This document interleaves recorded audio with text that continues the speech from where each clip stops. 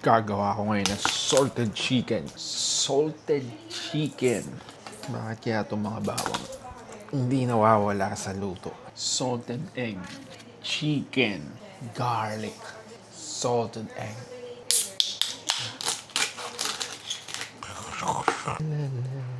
Pag salted egg chicken ang usapan, siyempre ilalagay mo yung salted egg, hindi yung powder. Salted egg nga eh. Crispy fry. Parang walang nalagay sa manok. Sa kamay ko lahat pumunta eh. Pag ikaw hindi lumutong, sinasabi ko. Yan, hindi pa mainit yung mantika. Ganyan yung mangyayari. Meron din akong cauliflower dito.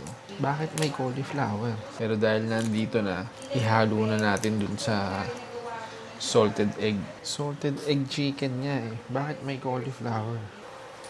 Pag gagawa ka ng salted egg chicken, siguraduhin magbalat ka ng kalabasa. Kung sakasakaling kakailanganin mo, hindi meron ka nang nakabalat. Kung kakailanganin mo, meron.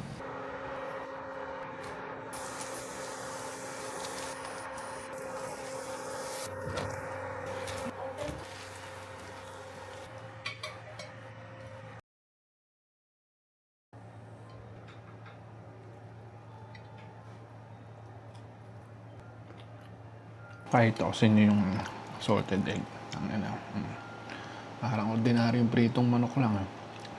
Wala naman nangyari.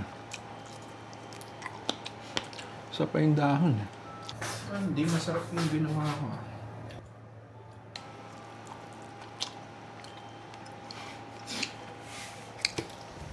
Palpak.